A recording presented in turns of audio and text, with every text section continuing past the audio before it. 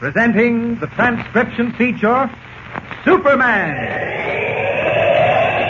Look, up in the sky. It's a bird. It's a plane. It's Superman. Yes, it's Superman, strange visitor from the planet Krypton, who came to Earth with powers and abilities far beyond those of mortal men. Superman who can leap tall buildings at a single bound, race a speeding bullet to its target, bend steel in his bare hands, and who, disguised as Clark Kent, mild-mannered reporter for a great metropolitan newspaper, fights a never-ending battle for truth and justice. But before we join Superman, listen. And now to our story. It begins today in the office of Perry White, managing editor of the Daily Planet. With America arming for defense, the role of the great daily newspaper has become an important one. Hour after hour, day in and day out, by phone, radio, and teletype, an endless stream of vital information reaches the editorial desks, there to be turned into news. The busy offices of the Daily Planet are no exception. As we join Perry White, we find him issuing instructions to 3 of his key men. Listen. Robert, I want you to cover coal mining. Get me all the facts, production figures, tonnage, everything connected with the part coal is playing in national defense. Okay, Chief. Jackson, you're to report on steel production. Right. Buckley, you take water power. Yes, sir. Now, I want you men to get going immediately. We're holding page 1 of the second section open for your byline stories. But understand one thing. I don't want any warmed-over stuff. Dig way down deep. We want to tell our readers exactly what American men and women are doing to protect democracy. Okay, go back to your desk now. You're on your own. Thanks, Chief. Right, Chief. Miss Barnes, send Clark Kent in immediately. And check Adams on those plane production figures. You should have had them 2 hours ago. I don't care what the reason is. We're running a daily newspaper, not a monthly magazine. Get those figures. Always handy with excuses. Busy with this, busy with that. Maybe if they wasted less time thinking up excuses, they'd have some You must sense. have money in the bank, Mr. White. What? Huh? What? Oh, it's you, Kent.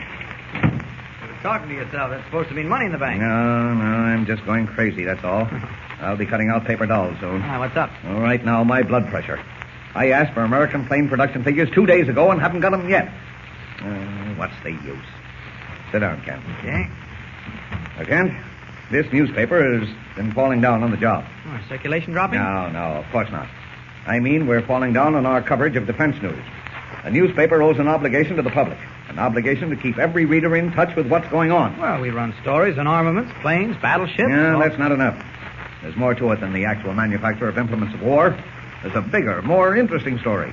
The story of America's national and natural resources. The story of where national defense starts. In the coal mines, in the steel foundries, on the oil fields. Sounds like a great idea, Chief. No, what I want you to do is this. He's a special delivery letter from... Why, you insolent little brat. Didn't I tell you last week never to come tearing into my office like a tornado? You're fired. But the letter, it's from Tumbleweed Jones. I don't care if it's from Santa Claus. You're fired. Wait a minute, Mr. White. I'll close the door. Nobody's talking me out of it this time. He's fired. Do you understand, Kent? He's fired. I don't think you're being quite fair, Mr. White. After all, I'm running this newspaper. Or am I? Why, of course you are. What I was going to say was that I can understand Jimmy's enthusiasm. You remember Tumbleweed Jones, don't you? No, and what if I did? Well, Tumbleweed was that cowboy we met out west, Jimmy and I. Matter of fact, Tumbleweed Jones saved Jimmy's life. Is it any wonder he forgot himself when he saw a letter from him? All right, then. He's not fired, but get him out of here. Oh, aren't you going to read the letter, Mr. Kent? It's special delivery. Maybe it's important. Oh, I'm sure it's important. So important that we ought to stop all work immediately. Declare a holiday, run up the flags, hire a brass band. Mr. White is being funny, Jimmy. Yes, funny as a crutch. Go ahead, read the letter and get it over with. I can wait. I just work here. There's no hurry, Mr. White. I'll read it before that kid has a nervous collapse. Oh, Jimmy? Okay. Oh, what's it say, Mr. Kent? Just a second. Let's see now. Dear partner. Oh, gosh, that sounds just like Tumbleweed. We can dispense with the side remarks. I'm sorry. Dear partner, first off, I gotta tell you I'm one ornery cayuse for not having written sooner, but writing don't come easy. And since I've been a pretty busy hombre drilling oil... Did you say drilling oil? Yeah, that's what he writes. Since I've been a pretty busy hombre drilling oil, there ain't been a whole lot of time. You see, Comanche Joe up and give me a parcel of land to raise beef on, and what do you know but I struck oil. Yes, sir, not only me, but everybody in these parts has struck it, and it just ain't ranch country no more. That's a wonderful break for Tumbleweed, isn't it? Oh, it's swell. Go on. Finish the letter. Let's see, where was I? Parts, yeah. Oh, yes. And just ain't ranch country no more. Of course, striking it rich like I done ain't all honey. They say oil is good to smooth things over, kinda, but this oil of mine has got me into a little trouble. That's why I'm writing you, partner, figuring maybe you could get some of them smart city lawyers to kind of unlimber this trouble for me. Of course, I'll foot the bills on top of being much obliged to you. If I'm asking too much, just you hog-tie me and there'll be no hard feelings. If you can help me out, just write me a letter telling me so, and I'll send you all the information pronto. In the meantime, say hello for me to Jimmy, and tell him if he ever gets out this way again, I got the best dang pinto pony for him he ever set eyes on. Oh, golly. Your friend Tumbleweed Jones. P.S. I still make the best darn fudge in the world.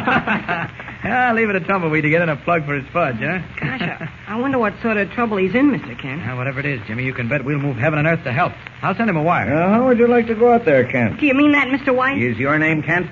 No, sir. Then keep quiet. You serious, Mr. White? You don't think I'm talking to keep myself amused, do you? Of course I'm serious. You see, before this excuse for a copy boy barged in here, I was about to tell you I'd picked you to write the story on the oil industry and its part in national defense. I don't know any better place to start than an oil field. Sounds wonderful, Mr. White. I can kill two birds with one stone. What about Jimmy? Well, what about him? Well, I thought perhaps he could... I knew it. I knew it. Don't worry about me, Mr. Kent. I'd like to go, You but... see, Mr. White, Tumbleweed and Jimmy were very close friends. In fact... I'm a jellyfish, nothing but a jellyfish. You mean I can go? Yes. Oh, yippee! Hold, stop that racket. Now, Kent, don't forget you're going out there to write oil stories, not to play around. Oh, you can count on me, Chief. All right, come on, Jim. We've got tickets to get, clothes to pack. Oh, gosh, thanks a million, Mr. White. Will you two lunatics get out of here before I go back?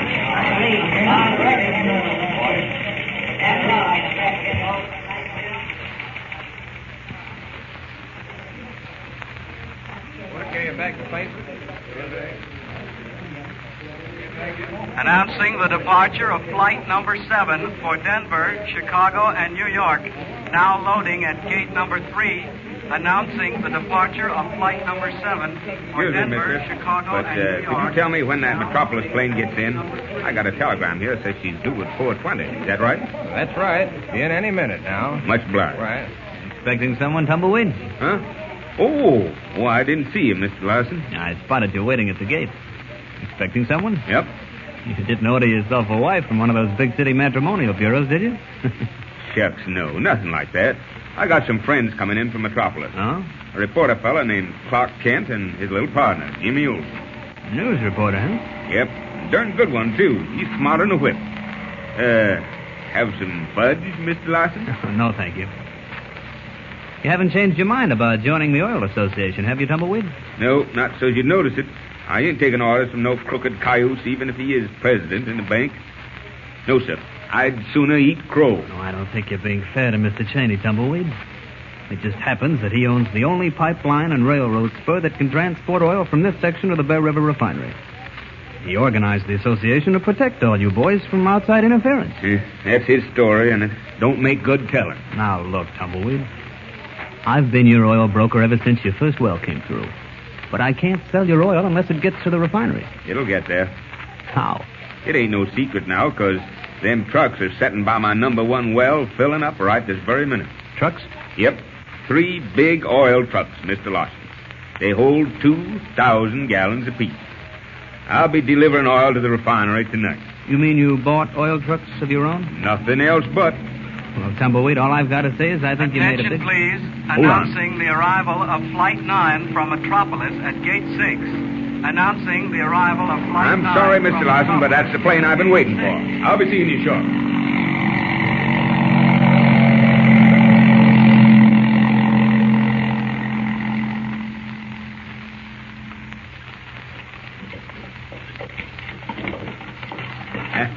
Gosh, old Hemlock, sure is good to see you again, Mr. Kent. And you too, Jimmy. Darned if it ain't. You didn't finish telling us about the Oil Association, Tumbleweed. Oh, ain't nothing more to tell. Cheney owns the pipeline and the railroad spur, and he just cooked up this association, figuring he'd get the boys all in and then charge them sky-high prices to transport their oil. And that's what he's doing. I won't have no part of them polecat tricks. How many oil men have joined the association? All but me and Leif McCall. And Cheney says he's going to run us out of business. Yeah? That's why I figured I'd better write and ask you what kind of legal grounds I was standing on. I got a head like a pumpkin, you know. Well, seems to me you can sell your oil as you please and transport it as you please. That's what I figured. So I got me 3 big trucks. Now let 'em try and stop me. I'll run Cheney so full of errors he'll look like a turkey. Huh, Jimmy? You bet, Tumbleweed, and I'll help you. I knew you would. Well, there now, you see up ahead? You see them derricks? Yeah? They're old tumbleweeds, and they're spouting oil 24 hours a day. Boy. And that's the ranch house behind them. Ain't so bad for a dumb ox of a cowhand, eh? Not bad at all, Tumbleweed. Aren't those rifle shots? Nothing else but. Whoa, Dandy. Whoa, Jock. Listen. Those were shots, all right. Way up ahead of us. What can it be, Tumbleweed? Just what I've been expecting, Mr. Kent. Trouble. Hold on now. We're going to head right into it. Get up, Dandy. Get up, Jock. Come on. I can see a tank truck from here, Tumbleweed. Parked near that big shed. They're red, aren't they? Yep, that's them. But what are all the hands crowding around them for? What was that shooting? Oh, maybe they're just welcoming us in typical Western fashion. No, I didn't let on to nobody you was coming. Something's went wrong with them trucks. Get up, Dandy. Get up, Jock. Come on. What could possibly have happened to the trucks, Tumbleweed? I don't know, but we'll find out soon enough. Whoa, whoa there. Whoa up. Great Scott, look. Someone shot bullet holes in the sides of the trucks. They're spouting oil. It's all over the ground. Confound it, some ornery cayuse is going to pay for this. Come on, Mr. Kent. Okay, come on, Jimmy. Okay. Ain't done it, Tumbleweed. Ain't done it. Who shot them trucks up, Buck? We don't know. They was all loaded waiting for you to give the order to start for the refinery when a bunch of hombres come racing by an automobile and gunned them with them 5-shot high-powered rifles. Low down, sneaking weasels. Recognize any of them? Nary a one. They drove past them trucks like greased lightning and filled them full of bullet holes. Lucky nobody stopped lead. Sure was flying. Come on, Mr. Kent. I reckon this needs some looking into. Okay, careful where you step, Jimmy. There's oil all over the ground. I see it. Gosh almighty. Them tanks sure have got holes in them. 1, 2, 3, 4, 5 in this one. 6 in that one. Only 4 in the one on the right, Tumbleweed. Well, that's enough. Now, what 2-footed rattler could have been behind this business? Well, whoever it was someone who knew these trucks were full of oil, ready to leave. I can't figure that out. I only told one fella about it. Larson, my oil broker. And that was less than a half hour ago, back in town. What puzzles me is why did they take a chance on shooting them up in broad daylight? The trucks just got here this morning. Well, you're lucky it's only the trucks, Tumbleweed. They might have set fire to the whole field. Lucky, huh? Well, maybe. What are you going to do now, Tumbleweed? How are you going to deliver that oil like you promised? We'll figure it out somehow. Now, quiet, boys. Be quiet over there. Pipe down. Boys, first off, I want you to meet some old friends of mine. This fella here's Clark Kent. He's a reporter on a big newspaper back east. Hello, everybody. And this here lad is Jimmy Olsen. The Comanche tribe gave him an Indian name last time he was out here. They called him Laughing Squirrel. He works on Mr. Kent's paper. Now, Mr. Kent and Jimmy are both paying me a little visit. And I want all you hombres to understand they got the run of the place, like they own it. You savvy? All right, boys, now listen. Yep. Buck here tells me that nobody's seen the cayuses who shot up the tank cars. Now, that's too bad. Because if we knew who they was, we'd go get 'em and string 'em up pronto. We'd string 'em up. But we gotta figure some way of fixing the trucks so we can deliver our oil, boys. We just got it. Well, sure we got it, Tumbleweed, but how? How are we going to do it? Them trucks is all full of daylight. The only way you can make delivery is by using Cheney's pipeline. Nothing doing. I bought them trucks so I wouldn't have to use that crook's pipeline. And you know how I raised the money? Well, I borrowed it from Cheney's bank. Now, don't get no ideas that Abner Cheney just up and give me the money. No, sir. He lent it to me. And this land we're a-standing on right here, and all the oil under it, that gets to belong to Cheney lock, stock, and barrel if I can't pay him back. And I can't pay him back if we don't move this oil to the refinery and sell it. You savvy? Yeah. Well, boys, now you see how it is. Well, we're all with you, Tumbleweed, but how are we going to fix them tanks? Hey, I got an idea, Tumbleweed. Let's patch them. Patch 'em, Mr. Kent? There ain't time to weld them holes if that's what you're thinking. No. I wasn't thinking of welding. I know something much simpler. Well, let's hear about it. Well, there's a large hatch on the top of each of those tanks, big enough for a man to climb into. Just hammer some wooden pegs through from the inside of the tank. That way they can't fall out. The pressure of the oil will keep them in. Say, now that sounds like it kind of might work. We'll try it anyhow. Hey, boys, now y'all heard what Mr. Kent said to do. Yeah. You all start doing it. Get some saplings down off the hill and whittle them down. It's just after 3 now. We'll want to leave about 7:30 tonight when the moon comes up. You think you can finish it up in time, do you? Well, we'll try. Okay. Limpy, Buck, and Frank, you go get the sapling. Lem and Smoky here can work on the inside of the tank. Let's go, fellas. Come on. 7:30 on the nose, and we're all loaded up and ready to go. Yeah, it sure was fast work, Tumbleweed. Yeah, the boys done a swell job fixing up the trucks the way you told them. I don't know what we'd have done, Mr. Kent, if you hadn't thought up that idea, the wooden peg. Oh, it's nothing new. I just happen to know about it. Come in mighty handy. Well, we got a full freight. Say, where's Laughing Squirrel? Jimmy? I sent him to bed right after dinner. He had a long day for a youngster. Yep, I reckon he did. Hey, Tumbleweed. What?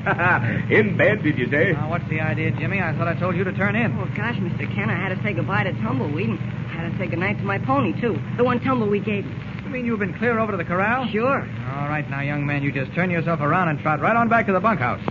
I want you in bed asleep by the time I get there, you understand? Oh, gee, Mr. Kent, don't get mad. I just wanted to say goodnight. And say, Tumbleweed, how about making me some fudge tomorrow? Now, Jimmy, that's a right smart idea. We'll have us a fudge party, 10 pounds of it. And not only that, I'm going to take you up to see Balancing Rock. Balancing Rock? Well, what's that, Tumbleweed? Why, it's a tremendous rock, shaped just like an egg that stands on its point. Just wait till you see it. Oh, you must be kidding me. No, honest, I ain't, Jimmy. I got no time to tell you any more now. We got to get rolling. You all set, boys? Now, we're taking the Mesquite Canyon Road, boys. That's round by Balancing Rock. And there's a couple of pretty steep grades, so run about 30 feet behind the truck in front in case we got to stop short. And keep a sharp lookout. That's all. So long.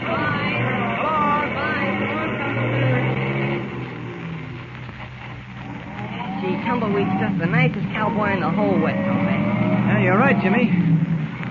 Well, come on now. You've got to get to bed. I'm not at all sleepy. You'll get sleepy soon enough. Come on. Say, Mr. Kent, what do you suppose Balancing Rock is, anyway? Well, the sound of the name, I'd say it was a geological formation. An enormous stone that looks like it's balancing on one end. There are a lot of freaks of nature like that in the West, Jimmy. But a balancing rock. How'd it get in just the right position so it doesn't topple over? Well, the Indians used to say that a race of giants lived out in this part of the country, and they set the rocks in strange positions to mark their trails. Actually, most strange rock formations are caused by water eating away the stone into a strange shape. Hey, wait a minute, Mr. Kent. How can a soft thing like water eat away a rock? Well, now, did you ever take a belly flop when you dove into a swimming pool? Sure. Water felt pretty hard, didn't it? Well, sure, but... Well, you put a rock into a stream and let water wash over it and around it for millions of years, and that rock will wear down. The water will rub it away entirely. But Balancing Rock isn't at the bottom of a river, is it? Oh, not now, Jimmy, but once was, probably. The stream cut its way around Balancing Rock, and as it sliced deeper and deeper into the earth, Balancing Rock was left high and dry, just as if it had been set down there by some giant hand. Oh, gosh, I never would have figured that out. Maybe not, but it's simple once it's explained, isn't it? Mm-hmm. Well, here's the house. Wait a minute while I switch on the light. There we are. Now get into your pajamas, young man. Then let's see how quickly you can get into that bunk. Say, Mr. Kent. What is it? How long do you suppose it's going to take Tumbleweed to get to the refinery and back? Well, it's not far. I think he figured about 4 hours, Jimmy. Why? I wonder if I'll be awake when he gets back. Awake? Not if I can help it, young man. Gee, I sure would like to hear all about that trip. What if something happens? Suppose the same men who shot up the trucks today were... Now, just you relax, Jimmy. Nothing's going to happen. We'll have plenty of time to hear all about it in the morning. Oh, all right. Climb in, young man. That's it. Keep the covers on you. It'll get pretty cold before morning. Say, Mr. Kent, I'm hungry. Hungry? After that huge dinner you put away? Why, you can't be. But honest, I am. Couldn't I get something to eat? A sandwich, maybe? All right, Jimmy. I'll try and get you something from the cookhouse, but frankly, I don't know where you're going to put it. Don't you get out of bed. Okay. I'll be right back.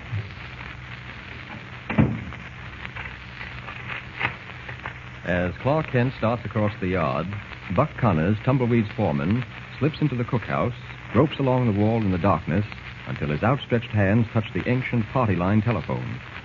Quickly, he rings it, 2 shorts and a long. A moment's pause, then a voice at the other end of the wire. Hello? Lacey? Yeah. Buck Connors. 3 trucks just started from Bear River. How come? You put 20 bullets in them. I ain't got time to explain. Now listen. They're taking the Mesquite Canyon Road past Balancing Rock. Get hold of the boys pronto and fix it so them trucks don't get through. Savvy? Got it straight. Just keep standing. Let's see. The cookhouse should be over here to the right. Yeah, that must be it. I hope Cookie doesn't mind my foraging in his icebox. Sometimes I wonder where Jimmy puts all the food he eats.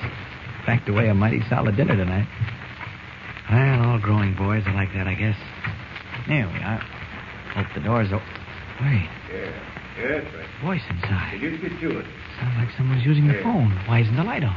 Ain't got no time for flavor, lazy. Them trucks will be passing Balancing Rock in 5 minutes. Better get moving. This makes starting it looks like an accident. What's that? That's Chuck Connors, Tumbleweed's foreman. What's he talking about? You're right. Them trucks will be flatter than a mess of flapjack. He's out. So long. Who's there? Don't move, I got you covered. Put up your gun, Chuck. It's me, Clark Kent. Here, I'll switch on the light. Oh, thought you and the boy had turned in. What's your game, Chuck? I don't know what you're talking about. Don't stall if you know what's good for you. I heard you tell somebody something's going to happen to Tumbleweed's trucks in 5 minutes. Your ears is too big for your health, mister. We'll discuss that later. Now, are you going to tell me what's going to happen to those trucks and where, or must I drag it out of you? You talk mighty big for a tenderfoot. Reckon I got to take care of you. Hoist up your hand. Not on your life. Oh, let go of my arm. You're tearing it off. Drop your gun or you'll never use this arm again. Drop it and start talking. Better? I'll talk. You can't do nothing about it anyhow. Tumbleweed's trucks will be a heap of junk in 5 minutes. Quit stalling. Balancing Rock. Yes? It's set to fall on the trucks with a dynamite charge it touched off. What? What? I can't be. Yeah, you'll hear it. Nothing can stop her now. Why, you... Can't stop to get more information from him now. Time is short even for Superman. I'll just fix him so he'll be here when I get back. Use the old Western trick of pulling his coat down over his arms. Yeah, like that. And tie his legs with his kerchief. There we are. That'll hold him. Now, I hope I'm not too late.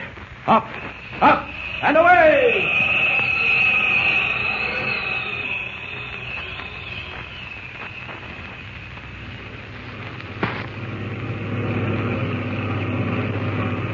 Sure got a fine night for our first trip with these oil trucks, Clem. Yep. Moon's so bright, I reckon I could knock over a coyote with my bow and arrow at 50 yards. That moon sure makes this trip might more cheerful, Tumbleweed.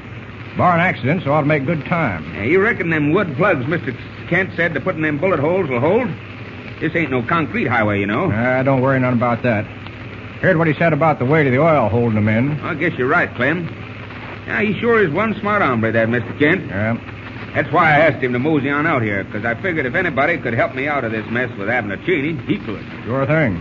Reckon if he hadn't been with us and them tanks was pumped full of daylight, he'd be piping this oil to the refinery through Abner Cheney's line. Yeah, instead of busting up his stranglehold on the local oil producers by using these here trucks. Yeah, first thing you know, they'll all be doing this. And Cheney's pipeline will rot. Ain't Leif McCall already ordered a couple of tank trucks for hauling his oil? Yep. Me and Leif's the only two in these parts which wouldn't be hog-tied by Cheney. Matter of fact, it was Leif's gal, Mary, who first hit on the idea of using tank trucks. Yeah, well, there's Balancing Rock up yonder. Yeah? Here's where that long downhill starts. Better shift her into low gear, I reckon, because this heavy load we're carrying is likely to push us downhill to a fast clip. Okay. Ah. Hope the other boys follow suit. Don't want any of these trucks to get away on us. Don't you worry none. They'll know. Leaping Mavericks. What's that? An explosion. Sounded like it come from the cliff. Tumbleweed. Look, Balancing Rock. Glory be a rolling down the hill straight at us. Stop the truck and jump for your life. Come on, Tumbleweed. Jump. Oh, look, Clem, up in the sky. Tumbleweed is a man. Flying through the air. Right. But Balancing Rock, it's coming down that hill a mile a minute and heading this way. Can't you see the man? He swooped down under it, standing right this way. He's just a-standing there, waiting for it. I can't look. What happened? He caught it, Clem. Caught a Balancing Rock in his bare hands like it was a ball of cotton. And he's heaving it right over our heads. Look at it, will you? It ain't true, Tumbleweed. We've been seeing things. Going plumb local. That rock as big as a house. Yeah, pull in your reins, Clem. Get a hold on yourself. It's all over now. Tumbleweed. Look up. There he goes, flying off across the moon. Just like an eagle. Only it ain't no eagle. Yeah, I see him. Get a good look at him, Tumbleweed. Because everybody don't think I'm out of my mind when I tell about this. I seen him, Clem. And this ain't the first time either. You mean you've seen that flying man before? Yeah. You remember them stories I told you about Comanche Joe's ranch and what happened there last time Mr. Kent and Jimmy was visiting out here? Yeah? You remember how I said I seen a strange hombre in a red cape flying through the air? You mean? Yes, sir, that's him. That same one come back to save lives of innocent men again. That's the fella Jimmy calls Superman. Well, let's make tracks, Clem. We gotta keep rolling.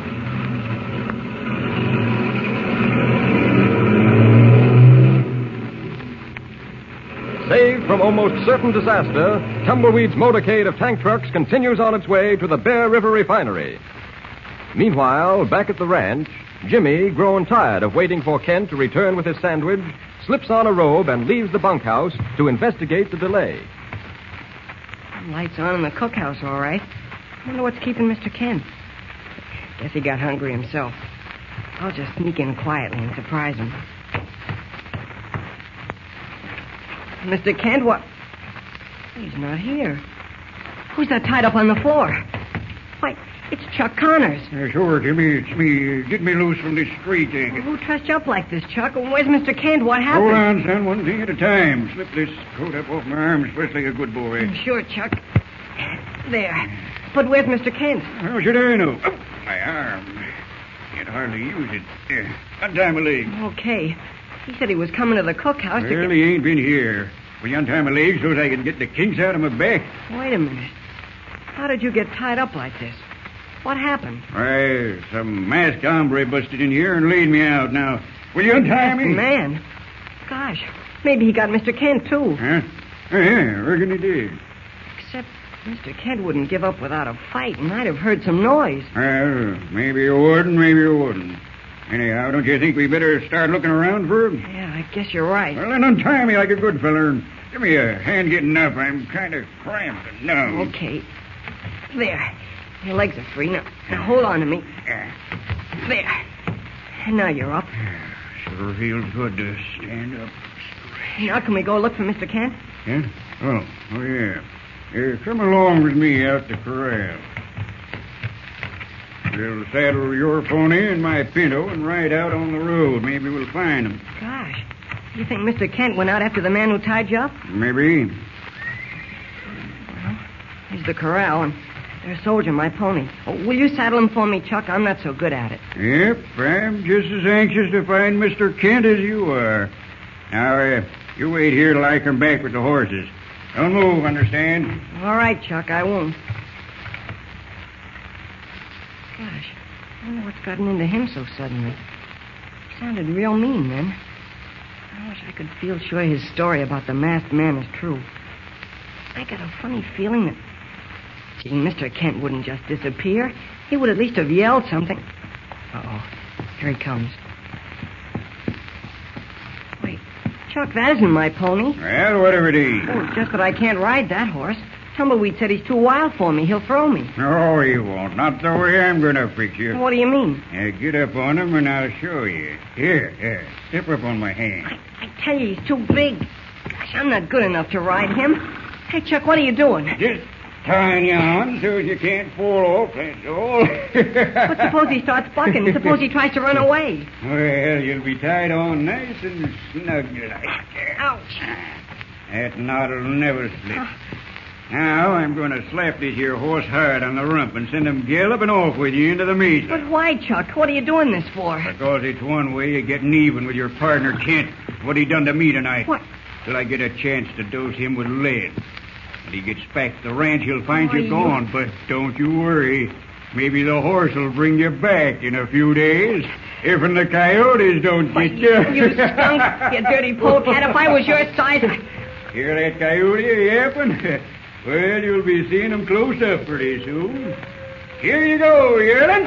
Help! Help! Mr. Kent, help! Oh, boy. Whoa. Gosh, I don't know what to do. I'm scared. I can't control this wild horse. Oh, he's bucking like mad. Whoa! Whoa, stop! He's racing again now. If I could only stop him. I can't get my arms loose. Whoa! Whoa, boy, whoa! He nearly snapped my head off that time. He's roped. I can't budge him.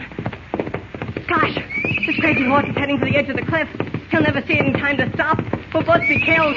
Help! Mr. Kent! Tumbleweed! Somebody help! Help! Meanwhile, unaware of Jimmy's plight, Superman streaks back to the ranch after having saved Tumbleweed's trucks from destruction. As he wings across the moon-drenched mesa, Superman's attention is attracted by a madly galloping horse, the animal obviously unguided in its reckless dash toward the edge of a steep cliff. What's that down below? It's a horse, heading right for the cliff. And his rider is slumped down in the saddle like he's unconscious. I've got to stop that animal if I can. Down! Down! Here he comes over the edge. Now to catch him. There, got him. Now, back up to the cliff. Up! Up! Oh, there we are. Oh, boy. Easy now. Easy. That's it. Great Scott, it's Jimmy. And he's tied to the saddle. Off with these ropes. There we are. Now to stretch him out of the ground. Oh, the poor kid. He's out cold. I'd better change back to Clark Kent before he comes to. Oh. He's coming around, all right. I wonder who did this to him. Jimmy. Jimmy, it's me, Mr. Kent. Oh, Mr. Kent, that wild horse, he was going over the cliff. It was awful. I fainted. Yes, I know. You're all right now, Jim. Well, what happened?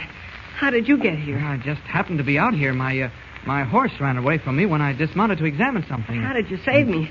How did you stop that horse from going over the cliff? Why, the horse suddenly swerved when he got to the edge and stopped himself. From fright, I guess. But tell me, Jimmy, who roped you on that animal? It was Chuck Connors. What? I found him tied up in the cookhouse when I went to look for you. He told me something about a masked man hitting him on the head when he wasn't looking. Masked man, nothing. I did it. You did? Why? Well, when I went to the cookhouse for your sandwich, I found Chuck talking to somebody on the phone and plotting to wreck Tumbleweed's trucks. Why, a dirty coyote. Gosh, and I had to let him go. Yes, that's the unfortunate part. You see, I was counting on making Connors tell us who was behind this effort to smash the trucks and cause Tumbleweed all this trouble. Tumbleweed? Did his trucks get wrecked? Do you think something's happened? No, easy, Jimmy. Don't worry about Tumbleweed. Everything's okay. The trucks will get through all right. Gosh, how do you know? You take my word for it, Jimmy. They're all right. Oh, golly, I sure hope so. Well, let's get back to the ranch. With my horse gone, we'll both have to ride this one. He's not broken. He'll buck us off. Oh, he won't, Jim. He's been so thoroughly scared, he's as gentle as a lamb. Come on, I'll show you. Now, you get up in back of the saddle so you can hold on to me. Here, put your foot in my cupped hand. Okay. Now, up. There you go. That's it. Now, wait a minute. I'll mount. There we are. Now, hold on. You all set? I think so. Okay, let's go. Get up. Come on, get up. As Kent and Jimmy ride back to the ranch, Abner Cheney, president of the Lost Valley Bank and owner of the only pipeline able to carry oil to the refinery, is having a heated discussion in his private office with his secret henchman, Dan Lawson, who poses as an oil broker. All right, if you didn't bungle that job, what did happen? Well, we had everything set. The dynamite charge was planted under Balancing Rock as soon as Chuck Connors phoned from Tumbleweed's ranch that the trucks had left. When the boys saw the headlights start coming down the steep grade under the rock, the charge was set off and the 50-ton boulder toppled off its point and came rolling down the hill like a fast express. Then what happened? Now, this is the part that don't make sense. A man, wearing a cape, came swooping down out of the sky, stopped the rock practically over the lead truck's cab, and, get this, heaved it across the road. Are you crazy? You expect me to believe that? Remember, Cheney, I told you before it was hard to take. Larson, that's one lie of yours I can't swallow. It's the last one you'll ever tell me. I swear I saw it with my own eyes.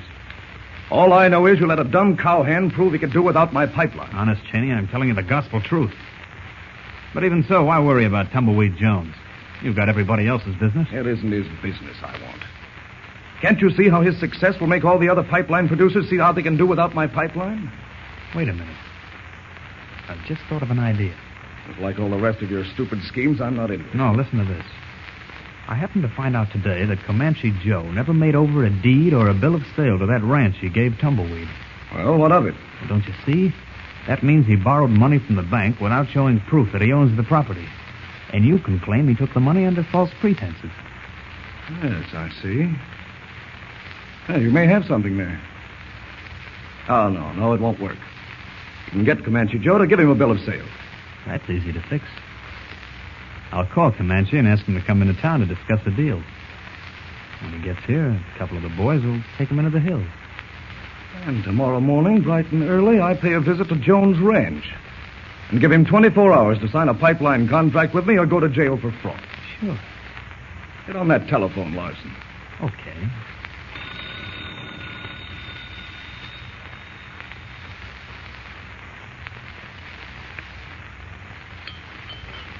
Well, it's almost 8 o'clock.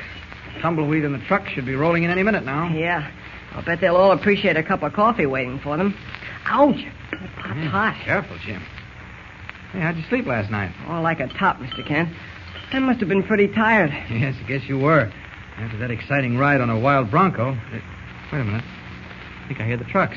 I can't hear anything.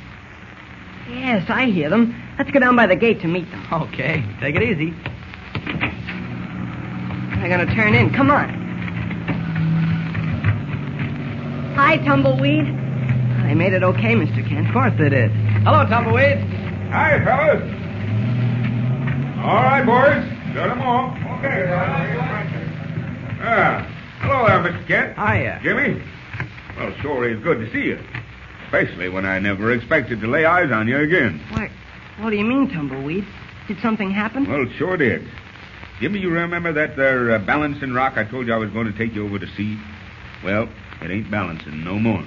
What do you mean, Tumbleweed? Well, last night, as we was rolling under it, the rock took a notion to get off in its perch.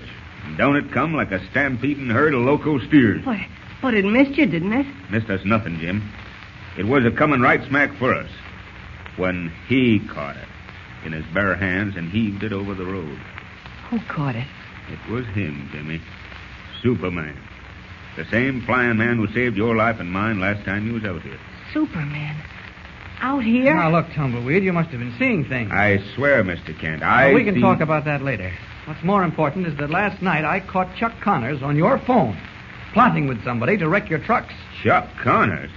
You must be mistaken. Why, Chuck's one of my best men. No, it can't be. Oh, it was all right. He roped me to a wild Mustang and sent me out on the mesa alone. He did, eh? Well, where is he now, Jimmy? Let me get my paws on him. Oh, he's gone, escaped. But we'll find him. Uh-oh. Who's that turning in off the road? Golly, it's a swell-looking car. Yeah. It's Abner Cheney, president of the Lost Valley Bank. Good morning, Tumbleweed. Howdy, Mr. Cheney. What brings you out here so early? I drove out to tell you that you're in trouble, Tumbleweed. Serious trouble with the law. Trouble? With the law? What have I done? Well, I've just discovered that you borrowed money from my bank under false pretenses. Now, hold on, Mr. Cheney. I may be a dumb cowhand, but I'm a law-abiding citizen. I ain't never broke no law. What you shooting at? When you borrowed money from my bank, you put this ranch up as collateral. Now I find you don't own the ranch. That ain't true, and you know it. Comanche Joe gimme it lock, stock, and barrel. Well, that's your story. But the fact is that Comanche Joe never filed a deed of transfer of his ranch, so the property remains his. Now, wait a minute. Why can't this all be straightened out by calling Comanche Joe? Why, sure. He'll tell you. He'll prove that you ain't got no right to infer that Tumbleweed deals a crooked deck. That will be mighty tough to prove, gentlemen, because Comanche Joe has disappeared, vanished into thin air. As a matter of fact, there's some talk about your having... I'm just stating facts, Tumbleweed. You borrowed a large sum of money from my bank with this ranch as collateral for the loan. Now, I discover you don't own the ranch. That ain't true.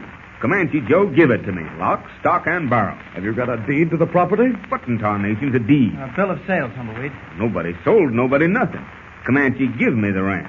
That's your story. Now, look here, Mr. Cheney. I'm just an old cowhand trying to get along. I ain't got no book learning to speak of, but no hombre living can stand up and say Tumbleweed Jones ain't shooting straight. The facts speak for themselves. This ranch is still owned by Comanche Joe. Well, why argue about it, Tumbleweed? Comanche can set this matter straight, can't he? Well, reckon he can. We'll ride over and get one of them deeds from him pronto. I'm afraid you won't, Tumbleweed. Comanche's disappeared. What are you talking about? That's right. He's vanished into thin air. As a matter of fact, there's been a little talk that maybe someone got rid of Comanche Joe. I think you're going a little too far, Mr. Cheney. If you're trying to accuse Tumbleweed... I'm not accusing anyone, Mr. Kent. I just said there's been a little talk. What kind of talk? Well, some folks are of the opinion that Comanche Joe never gave you this ranch. that you just up and took it. That might account for him being missing. Why, you dirty, low-down coyote. Take it easy, Tumbleweed. Get off this ranch, Cheney. Make tracks There's up. no cause to lose your temper, Tumbleweed. We can settle this between us. All I'm really interested in is getting your oil business. I can close my eyes to the rest. You let go of me, Mr. Kent. I'll put an arrow clean through his crawling gizzard. Easy, Tumbleweed. I'll give you 24 hours to make up your mind. And I'll give you 10 seconds to make tracks, you sneaking, crawling rattler. Let me at him, Mr. Kent. Go ahead, Tumbleweed. Knock his block Keep off. quiet, Jimmy. You heard what I said. 24 hours before I call in the state's attorney and prefer charges of fraud and possibly murder. Why, you... Better get into your car and leave, Cheney. I can't hold Tumbleweed much longer, and I won't be responsible for what happens. I'm going. And don't you never set foot on this ranch again, you black-hearted polecat, or I'll run you so full of arrows you'll look like a porcupine. Remember, only 24 hours. Well, I'll get you yet, you crooked, no good weasel. Yeah, you big fat baboon. Jimmy, stop that. Oh, you should have let Tumbleweed pile into him, you punk. Well, how come you protected that snake, Mr. Kent? I was protecting you against yourself, Tumbleweed. You can't settle things like this by fighting. Just you calm down and we'll talk it over. Well, that's easy enough to say, Mr. Kent. But 'tain't so simple to sit still when a man shoves a branding iron on your hide and marks you a crook and a murderer. I know it isn't, Tumbleweed. It's the only sensible thing to do. You can't think straight when you're hot under the collar. Well, let's figure this thing out logically. Sit down here on the running board of this truck. Okay. But I ain't much good at figuring things out, Mr. Kent. I ain't used to responsibilities like running a ranch and an oil field, and maybe I make lots of mistakes, but one thing certain is that I ain't never done nothing wrong in my life. That is like breaking laws and such. Gosh, you don't have to tell us that, Tumbleweed. Of course, that's taken for granted. Well, that's how come I get so tarnation hot when anybody says I broke the law. Maybe I ain't got one of them there deeds, but I know Comanche give me this here ranch with no strings attached. Now, look, Tumbleweed, you don't have to protest your innocence to me or Jimmy. What you've got to do is prove to Cheney that he's wrong. Sure, that's all. But how am I going to do that? I still think you should have let Tumbleweed wail the daylights out of that fat baboon. Quiet, Jimmy. That wouldn't have got us anywhere. Cheney would have just added a charge of assault to his veiled accusations of fraud and murder. That's what gets me more than anything else. Imagine me harming a hair of Comanche Joe's head. Why, well, he's my best friend. I'd cut off my bow arm for that hombre. Of course, it's ridiculous. But the circumstantial evidence built up by Cheney makes it look pretty bad. Well, I'll bet Comanche turns up just as suddenly as he disappears. I'm not so sure of that. Tumbleweed, has Comanche Joe ever just suddenly disappeared like that? No. He never goes no place without he lets somebody know where to locate him. Well, then why don't we call up his ranch and find out if they know where he went? That's not a bad idea, Jimmy. We can't lose anything by trying it. He's got a phone, hasn't he? Yep. Well, come on up to the cookhouse. We'll call him from there. I'd give anything to find that Cheney was lying, that Comanche's at his ranch. No, Jimmy, if I sized Cheney up right, he knew definitely that Comanche Joe wasn't there, or he wouldn't have played his hand as surely as he did. Here we are. I'll open the door. You'd better call, Mr. Kent. I'm still so mad my nerves is jumping like a bucking bronc. All right, Tumbleweed. What's his ring? One long, a short, and a long. One long, a short, and a long.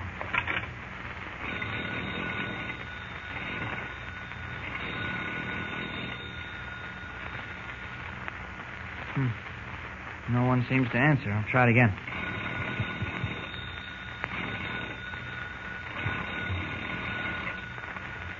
Oh, here's somebody. Hello. Hello, is Comanche Joe there? Yes, this is Clark Kent. I'm calling for Tumbleweed Jones. Oh, I see. Well, can you tell me when he left? Yesterday? I see. He went to see whom? Oh, I see. And you haven't any idea when he'll be back? All right. Thank you very much. Goodbye. Who was that, Mr. Kent? That was Comanche's housekeeper. What's she say? Does she know where he is? This is rather puzzling. She said that Comanche got a phone call last night to meet Larson at some spot near Lost Valley to discuss a business deal. Well, that sounds funny. Yeah. Why would Dan Larson want to make palaver over business at night? Did she say when she expected him back? No. Golly. Maybe Larson is working in cahoots with Cheney. Now, Jimmy, don't you go getting no fool notions like that buzzing around your head. Nobody ain't got no right to say nothing like that about a man, less than he's sure. Well, that's quite right, Tumbleweed, but what exactly do you know about this man Larson? Well, Dan Larson is my oil broker. Has been ever since I struck oil on this here ranch. I see. Does he have any other accounts in this region? Oh, he sure does. He's the only broker in these parts. Has a exclusive license for to sell oil to the Bear River Refinery. And Cheney's pipeline leads to the same refinery, doesn't it? No, Mr. Kent, just what are you aiming to prove? Well, nothing especially. Tell me, hasn't Larson been doing everything he can to sell you on the idea of signing a contract to use Cheney's pipeline? Why, sure he has. That wasn't nothing but an act of friendliness. Uh-huh. And wasn't he the only one you told about the trucks being ready to make delivery just half an hour before we arrived here to find them shot full of holes? Jeepers. Do you think maybe Larson tipped off those men to do that? Well, I don't know anything, Jimmy. I'm just thinking out loud, trying to fit these pieces together. Mr. Kent, all I can say is that you're lassoing the wrong cayuse. Why, it's plumb ridiculous to think of Dan Larson as having anything to do with letting daylight through them tank trucks. Why is it so ridiculous? Because Larson was the hombre who fixed it with Cheney for me to borrow the money on this here ranch. Oh, he was, eh? Oh, Tumbleweed, can't you see how all these things tie in together? Can't you see how they all fit into the puzzle too well to be simple coincidence? Gosh, I can see it. Oh, I can't. I think you're doing wrong by Larson. Well, maybe, Tumbleweed, but arguing about it isn't straightening out your troubles with Cheney. No, nor is it helping us to find Comanche Joe. Well, what have we got to lose by riding into town and having a talk with Larson about that mysterious call to Comanche? Like as not, we'll learn that he don't know nothing about it. Maybe we will. Then again, maybe we'll be able to pick up a clue about Comanche in Lost Valley. It's worth a try. Sure it is, Tumbleweed. Let's go. I'll get one of the boys to saddle my pony. Your pony's all saddled and waiting for you, Jimmy. So's a pair of horses for Mr. Kent and me. I told Clem we might be wanting to ride out so's I could show you where Balancing Rock used to be. You take the bay, Mr. Kent. She's smooth riding. Okay, thanks. Need any help, Jimmy? I should say not. All right. There we are. All set? Yep. Let's go. Yep, get Yeah. Come on.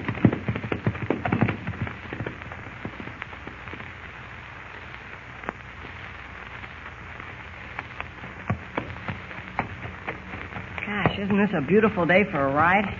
Smell that air. Sure is.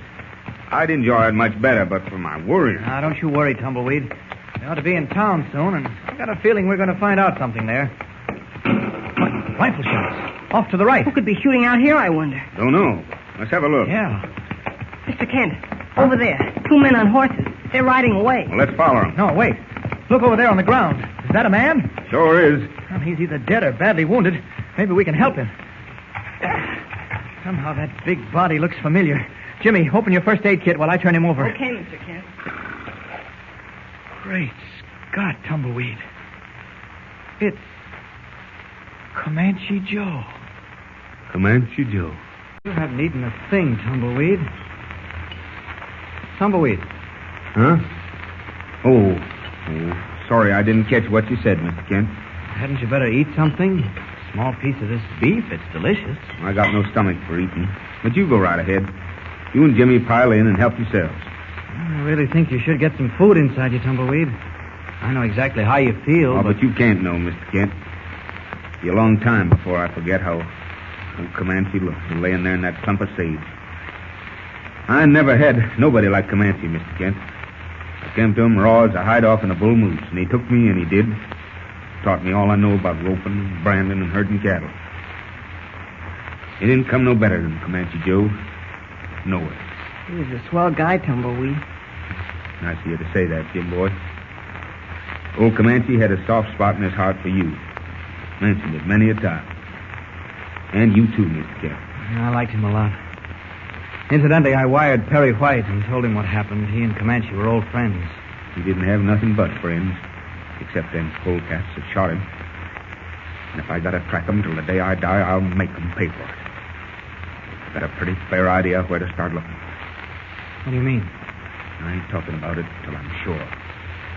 You might just as well, Tumbleweed, because both Jimmy and I are staying on until Comanche Joe's killers are brought to justice. You bet we are. I kind of half hoped you would. Makes it a mite easier when you got friends pulling alongside you. Yeah, I don't know where we'll put up, but I reckon we'll find a place. Well, I don't quite get that, Tumbleweed. You've got enough room at the ranch here for 10 guests. Well, this ain't my ranch no more, Mr. Kent. What? Not with old Comanche Joe dead.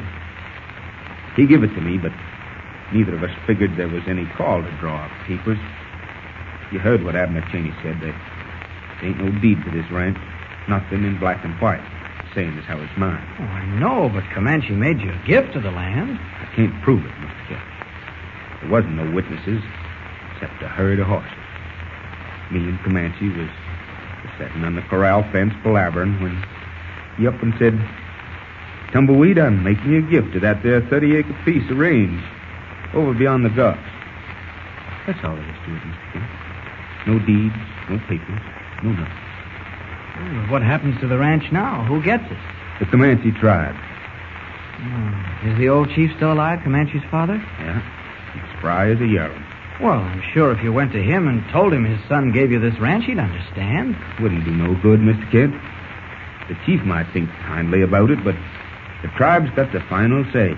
And they ain't forgotten how white men treated them when this part of the country come to be settled. They ain't getting rid of no land if they can help it. Yeah, you see, Jimmy, there's a lesson in that. If the white man had treated the Indian as he should have, the feeling between them might have been entirely different. Oh, but Tumbleweed, you can't give up without a fight. It was Comanche Joe's intention that you have the ranch. It don't matter much, Mr. Kent. What does matter is making the ornery hombres what done Comanche in pay for it. That's all I care about. You said a while back that you had a pretty good idea of who was responsible. I wonder whether we're thinking about the same man. The way I figure it, Abner Cheney's hands ain't so clean. I think you're right, Tumbleweed. Cheney tried to force you to use his pipeline to get your oil to the refinery.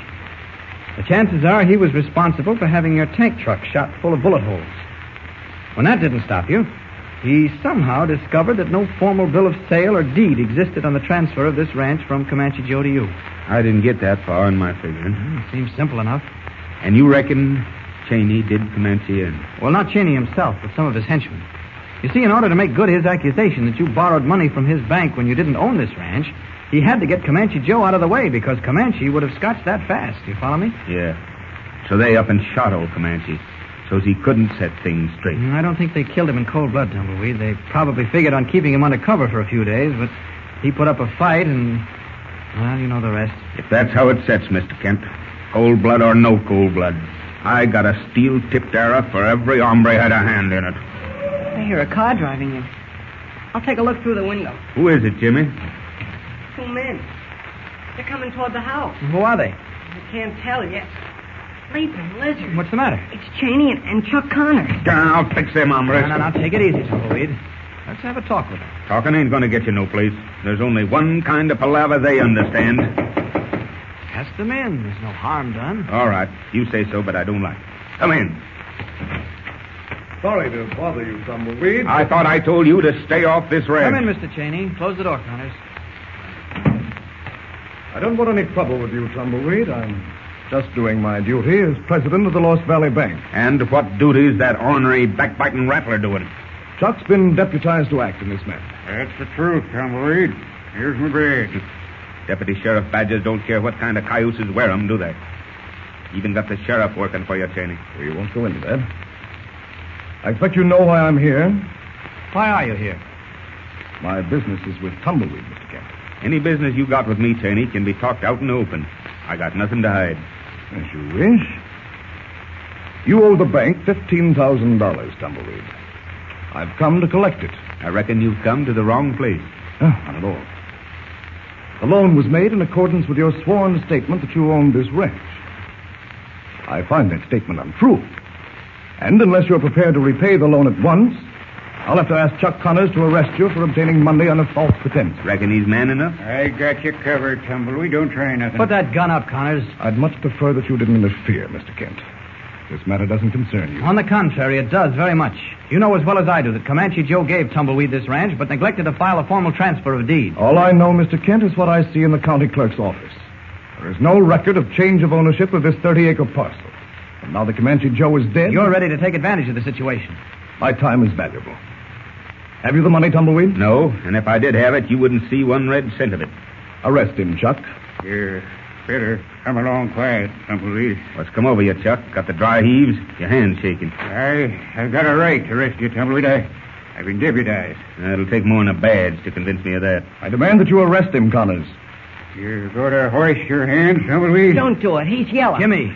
smack in the bullseye, Jim boy. Yellow as a pumpkin. You realize, of course, that it's a crime to resist an officer? Tumbleweed isn't resisting. He's going along. You gone plumb loco, Mr. Kent? No, I think Mr. Cheney has a perfect legal right to demand your arrest. Exactly. Mr. Kent, you know Comanche give me the ranch, free and clear. Yes, I do. But until such time as you can prove it, Mr. Cheney is entitled to protection. Well, how am I going to prove it with old Comanche stone dead, shot down by Cheney and his rattlers? What are you talking about? I reckon you know, but it don't bother you none. Polecat's got no feeling, just smell. I have no intention of listening to your insults. Are you coming along peaceably, or will we be forced to use other methods? You better go, Tumbleweed. You mean that, Mr. Kent? Yes, I'm afraid so. Well, all I got to say is the law's kind of twisted up if a hombre who ain't done nothing gets himself hauled off to jail. You won't be there long, Tumbleweed. That ain't the idea. It's going bothers me, but I reckon if you say I got to, I got to. All right, Chuck. Holster your gun afore it gets you into trouble. I'm a-going peaceable. So long, Tumbleweed. Don't take it so hard, Jim. Old Tumbleweed won't be gone long, and when I get back, I'll mix you up a mess of fudge, the like of which you never tasted before. Okay, I'll be waiting. I'll see you in the morning, Tumbleweed. Hold on a minute. There's one thing I got to state before we pull stakes. I'm letting myself get arrested only because Mr. Kent here says it's the law. You savvy? If he didn't, no gun-toting, sway-back critter'd get me to move. I think we've had enough big talk. That ain't big talk, Cheney. Just remember it. Well, so long, Jim. Keep your mouth watered up for that there fudge. So long, Tumbleweed. You first, Tumbleweed, and don't try nothing. It's them your teeth I hear rattling, Chuck. So long, Jim. So long, Mr. Kent. Goodbye, Tumbleweed. See you in the morning. Jimmy, what's the matter? I don't know. Everything seems to be going wrong. First Comanche Joe gets shot, and then poor Tumbleweed's arrested. Isn't there anything we can do? Well, I was going to pack you off to bed, but since you're so troubled, maybe you'd better ride along with me. Right? Where to? To the Comanche Indian Reservation. And we'll wait until they drive off. Your pony and the pinto I was riding are still saddled, aren't they? I think so, but what are you going to do at the reservation? Talk things over with Comanche Joe's father, the chief. Gosh, do you think he'll let Tumbleweed have the ranch? Well, that's one question I can't answer. All right, come along. They've gone. The horses are still saddled. Good. That'll save time. Check the saddle girths on your pony. They're tight. Okay, then let's go. There. Which way is the reservation? Due east. Just follow me. You all set? Yep. Okay. Go, boy. Why are we going to the reservation, Mr. Kent? I've been waiting for you to ask that question. Evidently, your bump of curiosity isn't as big as it used to be. Oh. We're going to have a talk with poor Comanche Joe's old father, the chief. I'm going to try and convince him that his son gave Tumbleweed the ranch. Oh, what good will that do? Well, according to Indian law, the property of a deceased warrior goes to the tribe. But Comanche wasn't a warrior, Mr. Kent. He went to college and spoke perfect English. No, every member of the tribe is a warrior. That doesn't mean he has to wear feathers and red paint. So the tribe owns Tumbleweed's ranch, is that it? Legally, yes. And you want the chief to turn it over to Tumbleweed? Yeah, didn't take you long to figure that one out. Now ask me why I want the ranch turned over to Tumbleweed. Well, that's easy. Tumbleweed owns the ranch. You won't have to stay in jail. Go to the head of the class, Jimmy, and tomorrow remind me to give you a gold star. Oh, now you're making fun of me. No, not at all. Say, why does your pony sneeze so much? I don't know. Maybe he's got hay fever or something. Now, there's the reservation up ahead. See the campfire? Gosh, must be a big one if we can see it this far off. Pull up a minute. Whoa, soldier, whoa. That pony of yours doesn't stop sneezing. Now, listen. What am I supposed to be listening for? Don't you hear the ceremonial drums? Oh, is that what it is? I hear something else, too. Sounds like horses' hoofs. Yes, you're right. 2 riders. They're coming this way. Get your pony behind the stand of oak. Quick, hurry. Back, soldier, back. All right, not a sound, Jimmy. If that pony of yours sneezes... Gosh, I can't help that, Mr. Kent. Here they come. Oh, don't you worry, Flint. He'll come around. That Comanche tribe's not so rich they can afford to send down $10,000. I reckon not. First voice sounds familiar, Mr. Kent. It's Dan Larson. Saw how the old chief's eyes kind of lit up when I let him have a look at the cash. Cheney's smart, all right. Show him the cash, he says. That's what gets him here. I told Cheney we should have waited until after the ceremony. The Indians won't do business until it's all over. Well, we can wait. By this time, Tumbleweed's in jail. What's that? I don't know. Sounds like a horse blowing from behind that stand of oak. See anything? Too dark. Draw your gun, Flynn. Yep. Come out from behind those trees, whoever you are. Don't move a muscle, Jimmy. I said come out from behind those trees. Give him a dose of lead, Slim. Mr. Kent, I'm hit. Easy, Jimmy. Oh, Easy. my shoulder. It burns like a red-hot poker. I know. Just grit your teeth. Here, I'll help you off. Ow. Don't touch my arm. I'm sorry. There we are. Now, just let me cut this material away and we'll have a look at it. Does it hurt too much, Jim? No. Go ahead. Good boy. Just a little more. There. Glad you weren't hit, Mr. Kent. Tumbleweed needs you. Well, he needs you too, Jimmy. A little thing like a bullet wound isn't going to keep you down, is it? I hope not. But I feel awful weak. Steady. My head is... Oh. Poor kid. Fainted from the shock. Well, the wound doesn't look very serious, but I think I'd better get him back to the ranch in a hurry. As Superman, chances are both these horses can find their way. If not, I'll send someone to pick them up. Go home. Get home. Now to make time. In a way, I'm glad Jimmy fainted. He won't suffer. All right, boy. I'll handle you as gently as possible. There. Now, we'll get you to the ranch, fix you up, and then take care of Dan Larson. Up! Up! And away!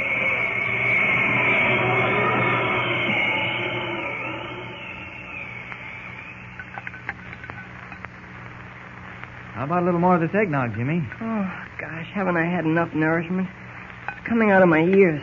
All right. How do you feel? Like someone put me through a ringer. Well, here's what did it. Oh, is that the bullet that went into my shoulder? Nothing else but. Well, let me see it. Here, wait now. Don't lose it. Pretty heavy. Yeah. Guess I'm lucky it hit my shoulder. Oh, how'd you get it out, Mr. Kent? That's a professional secret, Jimmy. As a matter of fact, it fell out when I dressed the wound. Can I keep it to show the fellas back in Metropolis? When I'm through with it, you can. Oh, what are you going to do with it, Mr. Kent? Now, Jimmy, this little piece of lead may hang our friend Abner Cheney and his right-hand man Larson. I don't get it. Ever hear the word ballistics? Oh, sounds familiar, but I don't know what it means. Ballistics is the science of arms and ammunition, Jimmy. The weight of bullets and the firing force of powder and things like that. Ballistics experts have proven that no two guns fire a bullet the same way. Look, you see the mark on this bullet where the lead's rubbed away? Like it was dug out. Exactly. The rifling inside the barrel of the gun dug it out. And every bullet fired from that gun will have the same mark. Oh, I still don't see how that's going to hang Cheney and Larson. Well, it will if Cheney and Larson were responsible for Comanche Joe's murder. And if the same gun that fired this bullet at you was used to kill Comanche Joe. But how can you find that out? By matching this bullet against those that killed Comanche. If any of them are dug out and are like this one, we've got a case. An airtight case. How come you're so sure now that Cheney and Larson are mixed up in it? You remember the conversation between Larson and that man he called Slim as they were riding through the arroyo? Oh, I couldn't hear much of it. Well, I heard it all. Cheney had evidently sent Larson to the reservation to buy Tumbleweed's ranch for $10,000 cash. The chief was interested, but wouldn't talk business until after the ceremonies. Oh, that doesn't make Larson guilty, or Cheney either. No, but it proves one thing. Both Larson and Cheney knew Comanche Joe was dead awfully soon after it happened. We scarcely had time to get the body to the reservation and return to Tumbleweed's ranch when Cheney paid us a visit. He knew about it then. How did he find out? I guess you're right. Yeah, we'll see. You better get some sleep. I've got a little to do. Oh, at this time of night? There's something I want to check up on. And here I am flat on my back. What a break. Well, I'll tell you everything in the morning. Good night, Jim. Good night. Don't get into any trouble without me. I won't. Night. Night. Now, back to the Comanche reservation. As Superman. Up, up, and away! Streaking through the night, Superman heads back to the Indian reservation, where the body of Comanche Joe lies in state, as his tribesmen do him final honor. Meanwhile, back in Lost Valley, a dim light burns in the office of Abner Cheney, president of the bank. Hunched in a chair, he listens attentively as Dan Lawson reports on what happened. You'll get the ranch all right once the ceremonies are over, Cheney. When I flashed that roll of bills, the old chief's eyes almost popped out of his head. I figured it that way. And that's how it worked. Now for something else. On our way back, we took the shortcut through the Buzzard Knoll Arroyo. Yes? Someone was hiding behind a stand of oak. We heard a horse blowing. What do you mean, hiding? I called to whoever it was to come out. The horse blew again, and Flynn fired 3 times. Somebody got hit. But we didn't wait to see who. You're too free with guns, Larson. You're a killer at heart. You've got no right to say that. I've got every right. You told me you were going to keep Comanche Joe under wraps for a few days. Why did you shoot him? He tried to get away. Slim had to stop him. Yeah, with bullets. You don't know any other way, do you? I tell you, it couldn't be helped. I knew I should never have started with you, Larson. But we're in so deep now, we might just as well be in a little deeper. We've got to get rid of Tumbleweed Jones. He's dangerous. Somehow he'll track Comanche's killing to me if it takes him 10 years. He shouldn't be any trouble. There are no guns this time. I've got it all arranged. Connors is guarding him down at the jail. Now, you and Leif, wearing masks, will break in, make out like you're overpowering Connors, and Shanghai that smart Alec cowhead. And then what? There's an old horse tethered behind the bank building and a length of rope hanging on the saddle pommel. Tie Jones to the saddle so he can't get loose. You following me? Sure. All right. Now, this is the important part. You know that quicksand pit in the hollow over behind the river? I know it. Lead the horse to the pit, give him spurs, and let him go. With Tumbleweed roped to the saddle. Of course. You figure that's better than guns? Maybe it's not better, but it's quieter. Mm-hmm. I hear the masks. Make sure nobody spots you. Now, go ahead. I don't like this job. That's too bad. Don't forget, Larson, I know a little too much about you. Enough to put you away for good. I'm not forgetting. All right, then get going. I said I didn't like this job. And I said get... Put that gun up, Larson. No, Cheney, I'm through. I'm pulling stakes and going back east. I've had enough. Put that gun up, you chicken-livered fool. I'm through, I tell you. I know what happens to everyone who mixes up with you, Cheney. I know where they end up. Shut up! You forced me into this by threatening me with something that happened years ago. If I'm a killer, you made me one. The only sure way of keeping Comanche Joe's murder from being traced back is to get rid of that cowhand Jones. You've got him in jail. What more do you want? You can still talk. That's one thing about dead men. They keep their mouths shut. Now listen to me. We can't waste time. As you know, I had the sheriff deputize Chuck Connors. He's at the jail now, guarding Jones. It's all fixed for you and Lacey to break in as masked men, grab Jones, rope him to that old mare, and ride him into the quicksand pit. Larson, are you listening to me? I don't have to listen. What do you mean? I'm pulling stakes, Cheney. I'm through. I've had a belly full of this. Oh, is that so? Yes, that's so. I came west to start clean, and you got me mixed up in one of the dirtiest deals a man could ever dream up. This is very interesting, Larson. Oh, I know you're smart, Cheney. I know you've been using me all along to pull your chestnuts out of the fire. That's done and finished with. I'm getting out while the getting is good. That's what you think. Don't forget I know that you're wanted back east. I know that you killed Comanche Joe. That's a lie. Lacey plugged him. You were with Lacey at the time. That makes you an accessory to the fact. All the more reason for pulling stakes. Why, you yellow... Stand back, Cheney. A little more blood in my hands won't make a great deal of difference. Put that gun up, Dan. Don't be a fool. That's good advice, Cheney. I'm not going to be a fool any longer. From now on, you can do your own dirty work. So long. So this is the way you repay me for all that I've done for you? Sure. You set me up in a crooked business, and you fixed it, so I got mixed up in a killing. I'm sorry, Cheney. From now on, I'm saving my own hide, not yours. And don't bother sending Chuck or Lacey or anybody else after me. Like I said before, a little more blood now won't matter. I'll kill the first man who tries to stop me on sight. I'll come, Larson, and drop that shooting. Chuck, you'll drop first, Cheney. What? Did he get you? No. The bullet went through the sleeve of my jacket. Watch him. You don't have to be watching none. Is he? No, but he ain't got long. It was lucky you came up when you did. I won't forget it, Connors. But what about Jones? Who's with him? Lacey. I come up to find out what was holding things. I heard Larson say as how he killed the first man trying to stop him. Figured it was my call to step in. What got into him?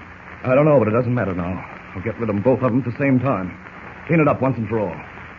Can that horse carry them? I reckon so. All right, I'll give you a hand. We'll take him out through the back.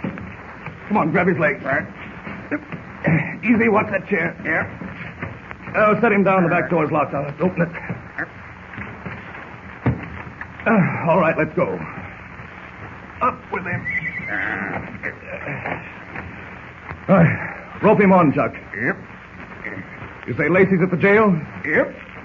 Go down there, get Jones, and bring him back here with Lacey. Okay. And I'll drive this hunk of crow bait into the quicksand pit with Larson and Tumbleweed aboard. That's it. Yeah. Reckon that'll hold. All right. Go ahead now and get Tumbleweed Jones. I'll be right back. That takes a load off my mind. Things are getting a little too hot. From now on, it'll be easy sailing. That's what you think, Cheney. Larson. Figured I was finished, didn't you? Well, I'm not. And before I cash in, I'm going to fix you and good. Get up. Come on, Get it, girl. Whoa. Let go that bridle, Cheney, or she'll trample you. Get up, Tug. Get up. Tug. Horses, escape me. Seriously hurt, with a bullet embedded in his back, Dan Lawson has feigned unconsciousness long enough to turn the tables on Abner Cheney. Roped to the back of the old mare destined to carry Tumbleweed and himself to death in the quicksand pit, Lawson, in a dying attempt to clear his soul of the crimes he has been forced to commit, gallops through the night in the direction of Tumbleweed's ranch. Don't fail me now, girl. There isn't much time. Get. Meanwhile, unaware of Cheney's plan to get rid of Tumbleweed, Clark Kent, as Superman, has reached the Indian reservation, where Comanche Joe's body lies in state under the flickering light of a huge fire. 6 young braves, their bronze bodies glistening, stand guard at the bier. Softly, the Indian drums accompany the chant of the tribe's medicine man.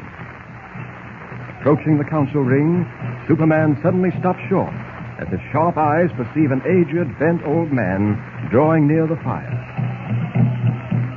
That's Comanche Joe's father, Chief Running Fox. Poor old fella.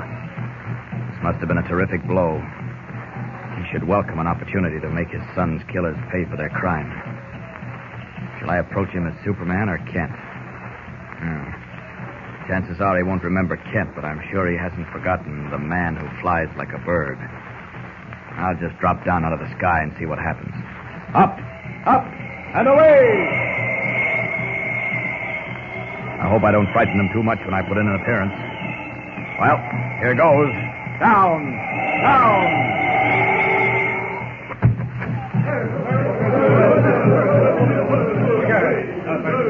I have come, O Chief, to offer my hand in your moment of sorrow. Koa, it is man who fly like bird. I am pleased that you remember me. It is something not to forget. Speak, man who fly like bird.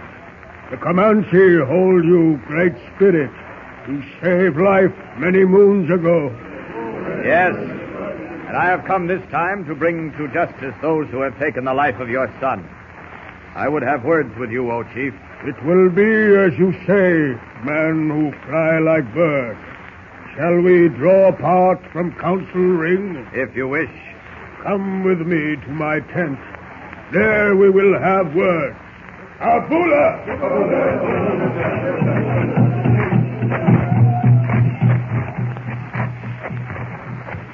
Enter, great spirit. What words do you wish with me? Look, here is a bullet from the gun I believe was used to cause the death of your son. You mean white man killed Joe? Yes. No, this cannot be. White man loved Joe like brother. These white men, O Chief, were given to evil. You know them, great spirit? Yes, but there is yet not proof enough. That is why I have come. This bullet was shot into the shoulder of Laughing Squirrel. You remember him? Yes, he, young pale-faced friend of my son. It is my belief that the white man who shot this bullet also shot the bullet that brought death to your son. How you know this, great spirit? I know. But first I must have one of the bullets that brought death to Joe. This cannot be. Why not? It is the only way to bring the evil ones to justice. Body of my son ready for last journey. No hand must touch it. You wish the evil ones to go unpunished? This I do not want. Then let me secure one of the bullets. I will disturb nothing. No, it cannot be. Give ear. Even now, drums beat louder, and tribe gathers to speed their brother on last journey. Give ear. Seemingly blocked in his attempt to prove that the bullet responsible for the flesh wound in young Jimmy Olsen's shoulder came from the same gun that took the life of Comanche Joe, Superman looks on as the Indian tribe gathers in a circle at the council ring for the burial ceremony. Meanwhile, back at Tumbleweed's ranch, Jimmy Olsen, asleep in the bunkhouse, is awakened by a frantic knocking on the door. What? Just a minute. I'm coming. Mr. Larson. Help me inside. Close the door. Bolt it. What happened, Mr. Larson? You're wounded. Listen. Yeah, listen.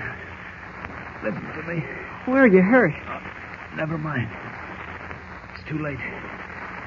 Just listen. Abner Cheney is responsible for everything. What do you mean? Tell Kent Cheney. Someone's coming. On horseback. Maybe it's Mr. Kent. No, it's Cheney and Connors. They trailed me. Oh. Is the door latched? Yes.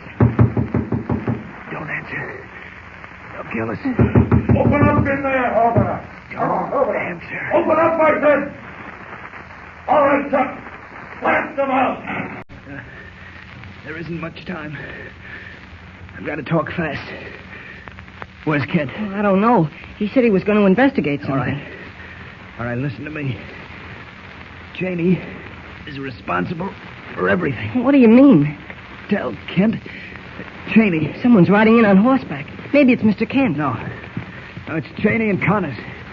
They trailed me. Whoa. Is the door locked? Yes. Don't answer. Don't answer. They'll kill us. Open up in there. Open up. Don't answer. Open up, I said. All right, Chuck. Blast them out. Get down on the floor. Throw the lock out, Chuck. Turn empty. Wait till I reload. Kid, where are you? Right here. Climb out the window. Hurry. Find Kent. Tell him Cheney killed Comanche. Tell him to get Tumbleweed out of jail. Hurry. I'm going. Hurry, kid. I'm out. Good luck, kid. Bye, Mr. Larson. How long does it take to load that gun? He's loaded. I'll blow the lock. Okay, that does it. I'll stand back while I kick the door open. Why, we got you covered. Don't try anything, whoever's in there. It's only me, Cheney. I can't hurt you now. Why, you dirty little rat. Thought you double-crossed me. Why, I'm a good minded. No, why waste ammunition? You got the mark of death on you anyway. You're right, Cheney. But so have you. I put it there. They know who killed Comanche. They know. That's all for him. Where's Lacey? Holding the horses. Get Larson's body out of here. We'll carry it back and dump it in the pit with Jones. You heard what he said before he went? What? About them knowing we done Comanche in? Who do you reckon he told? No one. That was just talk. I don't know. Them Easterners bunk here, getting the boy. Chuck! Who's that? Lacey. What you want, Lacey? Hombre just rode out of the corral. Heading east like mad. You hear that? Yes. Ain't nothing east but the Comanche reservation. Reckon that rider might be Kent, fixing to tell them Injuns who put lead into Comanche jewels. I doubt it, but let's not take any chances. Go after him. Lacey and I'll take care of the other thing. I'll get going. If it's Kent? No matter who it is, you know what to do. Yep. Oh, boy, easy.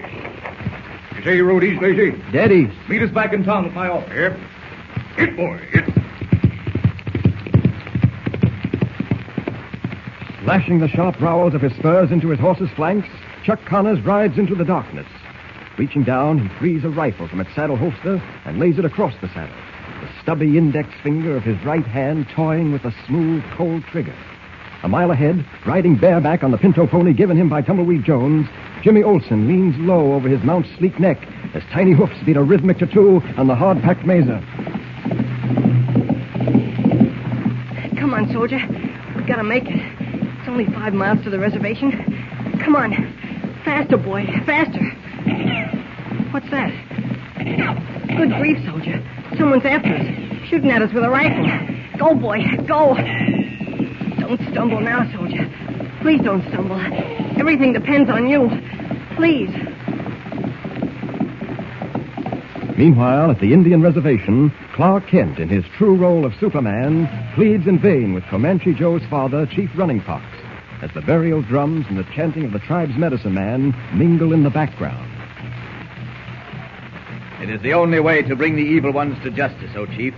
This bullet I hold in my hand. I know the gun from which it came. If the bullets which brought death to your son are the same, the evil ones will pay. Now, why do you refuse me this little I ask? I have told you, man who fly like birds. Body ready for last journey. No one must lay hand on it. You wish to see justice done, do you not? You speak truth. Then why do you make it impossible for me to help you? All I ask is one of the bullets that brought death. Just one. You have come among us as great spirit. You have done good. You are man who fly like birds. But no hand must touch body of departed, or soul does not rest easy. I have said it. Now I must go. They call for me to mourn. Think well of my tribe. Akoa. Well, that's that. I'll have to find some other way of rounding up Cheney and his killers. Right now, I think I'd better get back to the ranch. Chances are Jimmy isn't asleep and is wondering what happened to me. Up, up, and away!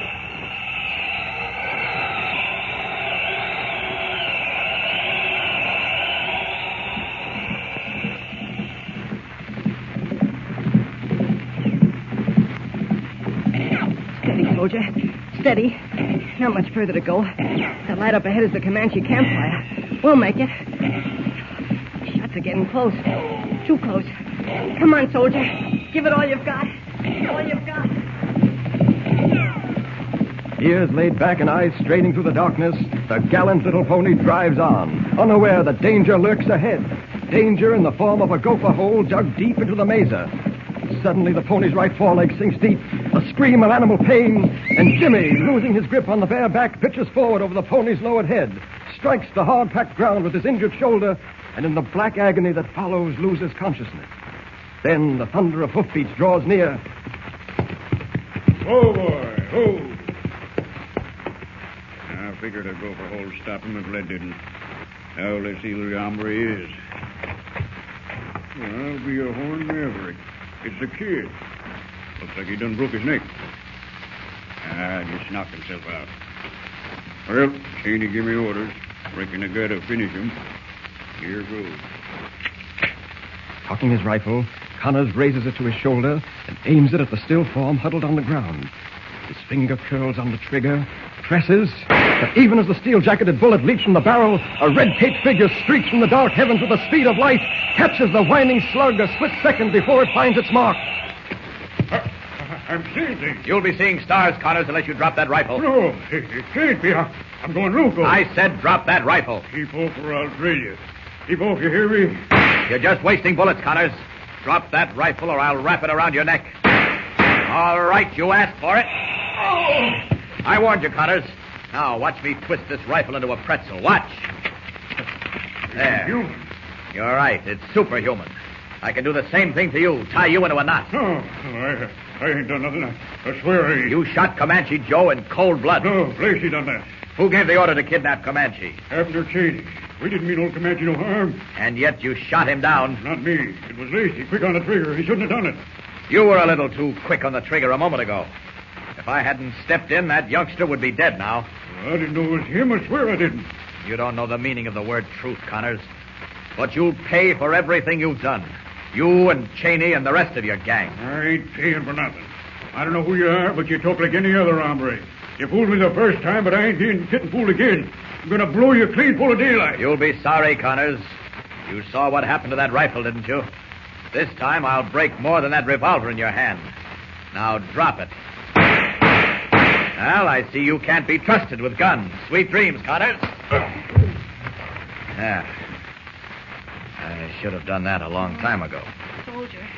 Uh-oh. Soldier. Jimmy's coming too.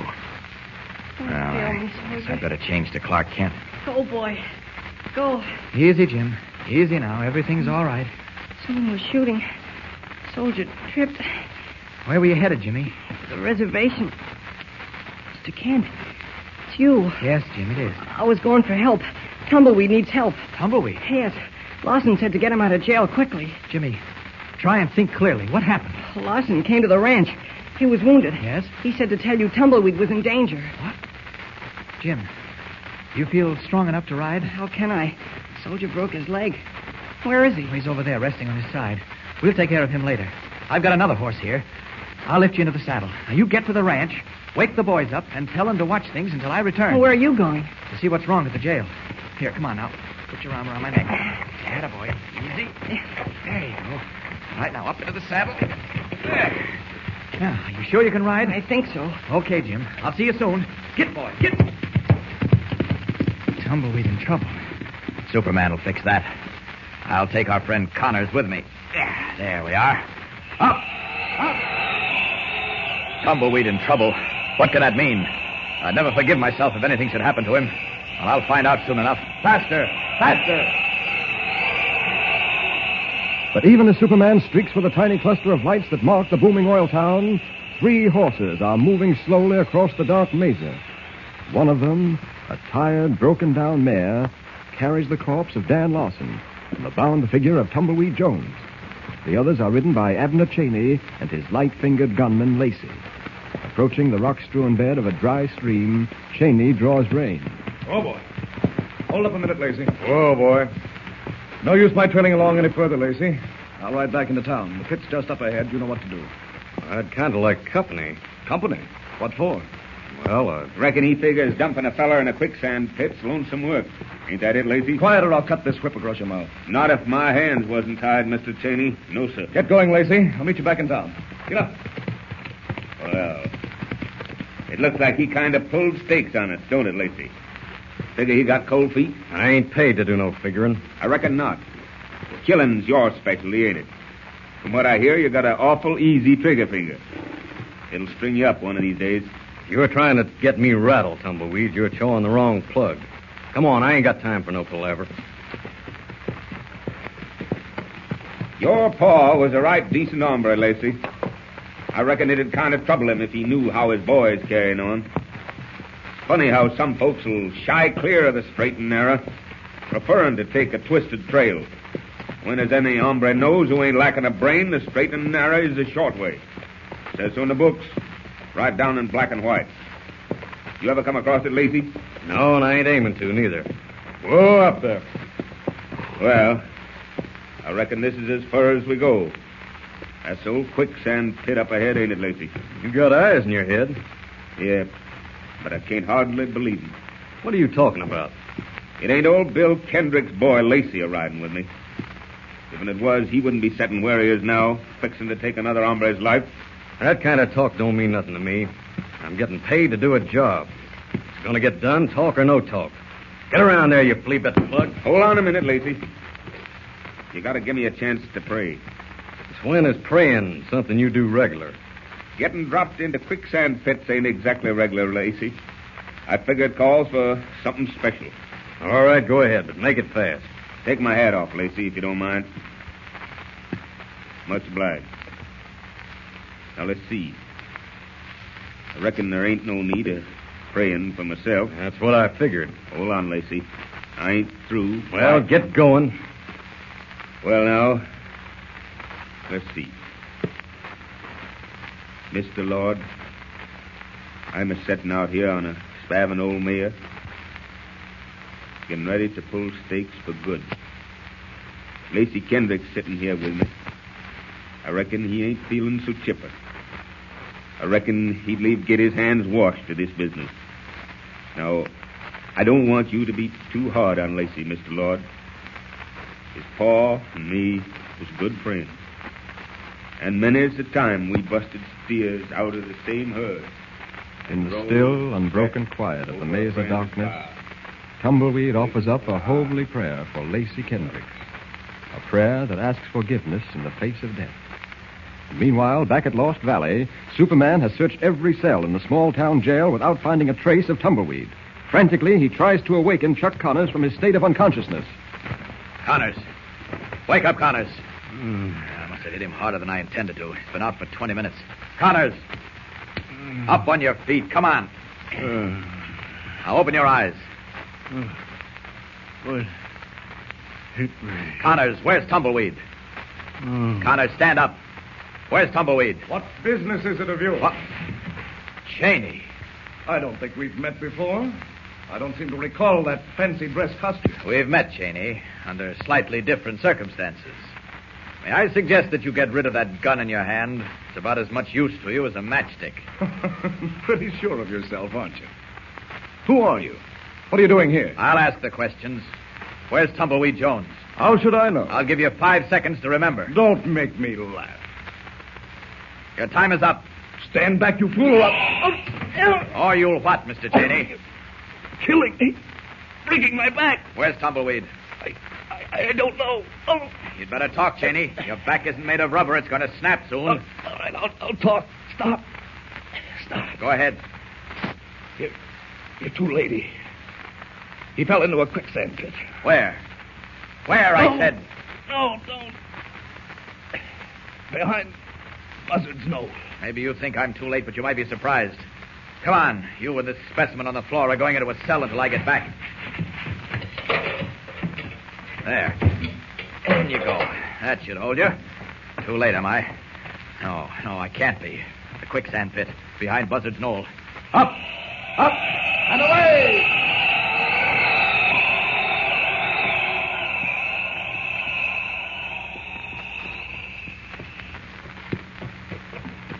Oh, please tell me how Superman pulled you out of the quicksand pit, Tumbleweed. Shucks, Jim. I told you 6 times if I told you once. Well, I know, but I like to hear about it. Jimmy, enough is enough. Well, once more, and that's quits. All right, Jim? Okay. Well, I was a-setting there, praying a mite for Lacey, when all of a sudden, something hit him like a bolt out of the sky. His horse reared up, and his whip come down hard on the rump of the mare I was roped to, almost like he had to get it over with. Well, the mare bolted and headed for the pit. I tried to knee her over, but she kept on a-going. Right into the pit. All I could feel was that quicksand sucking down over me. I figured it was the end. When sudden like something grabbed a hold of me and lifted me and the mare clean out of that muck. It was Superman. Yep. Oh, gosh. Someday I'd like to know who he really is and how he happens to be so strong. Well, maybe someday you will, Jimmy. Whoa, Nancy, whoa. Well, here's my archery range. You can let the horses graze free while I give you a lesson in how to draw a bow. I can't shoot with this bad shoulder. Well, you can pick up the rudiments, Jim. Now, that there first target is set at 30 yards. Now watch while I hit that bullseye, plumb in the middle. Wait. See me, Jim? Look, 2 riders coming this way. Isn't one of them Chuck Connors? Gosh, he'll... Settle down, Jim. But Tumbleweed, Jimmy's right. It's Connors and Lacey. Well, sure is. Hiya, Chuck. Hi, Lacey. We're heading to the ranch, Tumbleweed. Sure was powerful decent of you to fix things. We ain't never going to forget it, Tumbleweed. Get along now, both of you. Wasting time and my money. Get. Yes, sir. Now, what's the meaning of this, Tumbleweed? Meaning? Yes, meaning. Where are they going? Well, back to work on the ranch. You see, I figured Abner Cheney got 'em kind of twisted. They're good boys, both on 'em, so now that Cheney's put away, I figure there ain't no use trampling on Chuck and Lacey. So I up and hired 'em. Of course, I had to guarantee the sheriff they ain't going to get into no more mischief. Well, now, watch me shoot this arrow. Bullseye. Mind fetching that arrow, Mr. Kent? No, not at all. And now, look here, Jim. You see this big bow? Uh-huh. Fella made it up back home a few years ago. And no man's ever been able to draw it. We're going to give it to Mr. Kent for a joke. What do you say? Oh, sure. Here he comes. That was a bullseye, all right. Why, much obliged. Now it's your turn, Mr. Kent. Oh. Yeah, try this bow. It's more your size. All right. Now, what do I do? Now, what are you giggling about, young man? Oh, nothing. Here you are, Mr. Kent. Now, knock your arrow. Yeah. What? Oh, that means fit your arrow to the string. Oh. Set your legs this way and draw. Okay, I'll try. Will you stop giggling? I'm sorry. Go ahead, Mr. Kent. Draw. Okay. Gosh, he's bending it. Shoot me for a coyote. Go ahead, Mr. Kent. Let her fly. Missed the target, but not by much. I'll get the arrow. Well, Jim and me tried to pull a joke on you, Mr. Kent.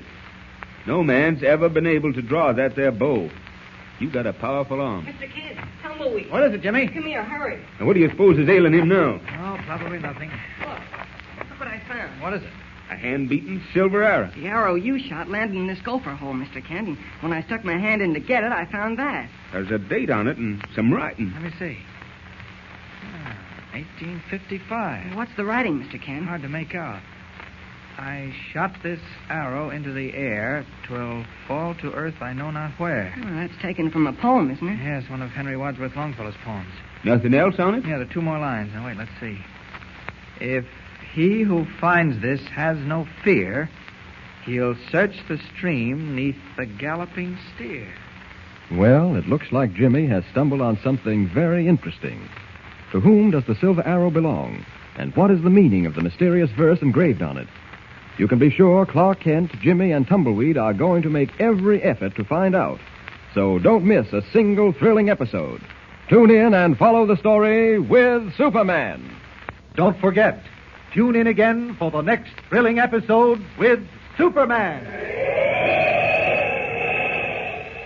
Look, up in the sky. It's a bird. It's a plane. It's Superman. Superman is a copyrighted feature